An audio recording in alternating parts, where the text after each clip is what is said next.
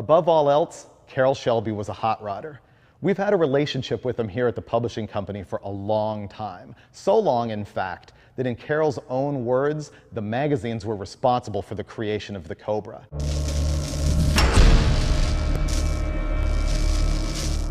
Well, Carroll Shelby, of course, was a great race driver and car builder, but he was also a great showman and great promoter. He knew the value of publicity, and when he started building the Cobra and then, of course, the Shelby Mustangs, he turned to the media, and he turned to the Petersen publishing group. Bob Petersen's magazines, Hot Rod and Motor Trend, were the audience that Shelby really wanted to showcase his cars. It started out as a relationship built on mutual publicity. For Shelby, it gave him publicity for his cars. For Bob Petersen, it helped him sell magazines, but the two became quite close. The culture of Petersen was really about this camaraderie. You know, guys like Bob DeLeva, who were, Bob was one of the first guys to ever win in a Corvette. He was a racer, he was a photographer, he was one of Pete's closest friends, and he was one of Shelby's closest friends. It was kind of great to just be around all that stuff happening at the same time.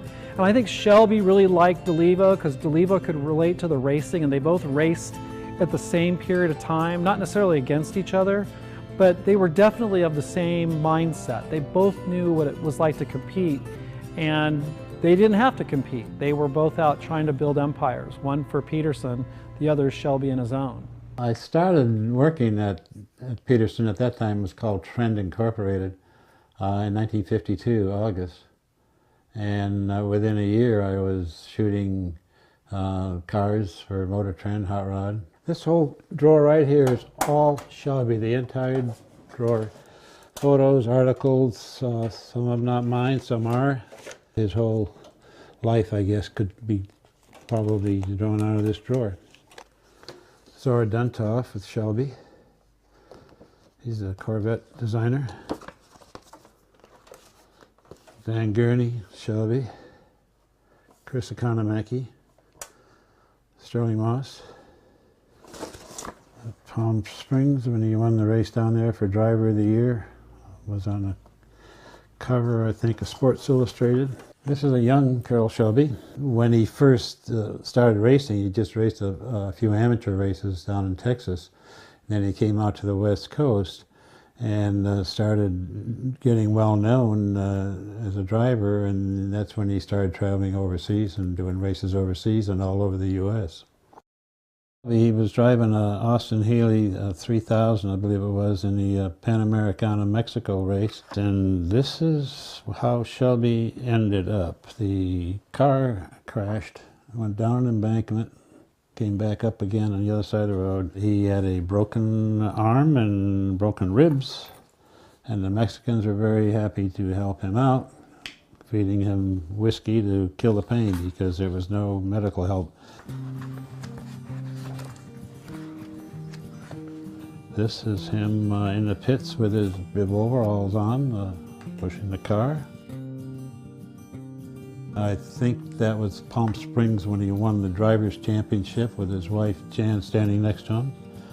This is a shot taken at Sebring, the Aston Martin. This is back at Palm Springs driving the big Ferrari.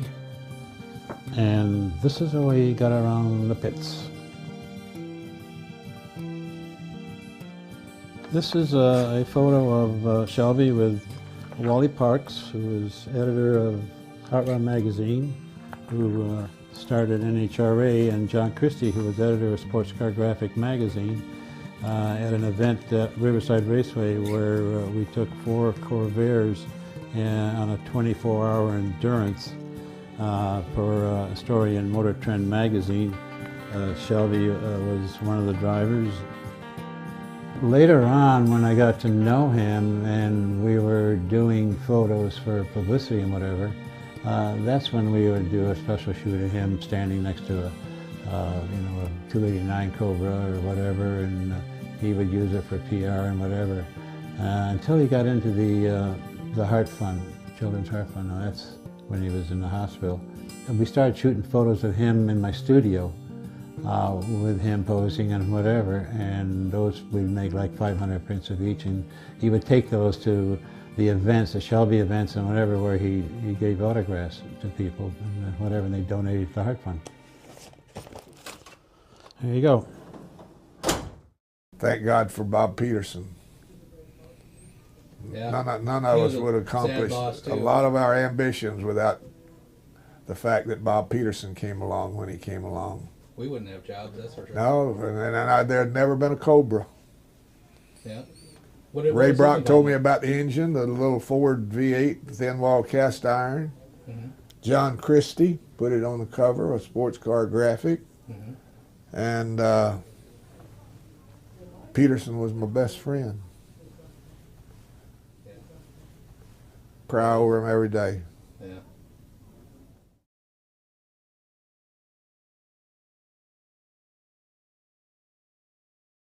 You see Bob DeLevo much? We just did a No, I just talked to two-parter him on Christmas time. You know, Bob, my old buddy, but he moved out of town. Yeah.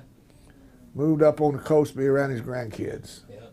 That's what I'd like to be able to do, to go to Dallas and spend time with my grandkids. What's stopping you? Business? Oh, you get to doing all this stuff and you get interested in it, and one thing leads to another. When you wind up owing a bank a bunch of money, and you got to keep going. Yeah. And I'm a hot rodder, basically. Yeah. It's the reason I'm glad to be talking to you guys, because Wally Parks and Ed Iskadirian and Navarra and all those young guys, Edelbrock, I mean all those guys before the war, Edelbrock and all that bunch were my heroes growing up.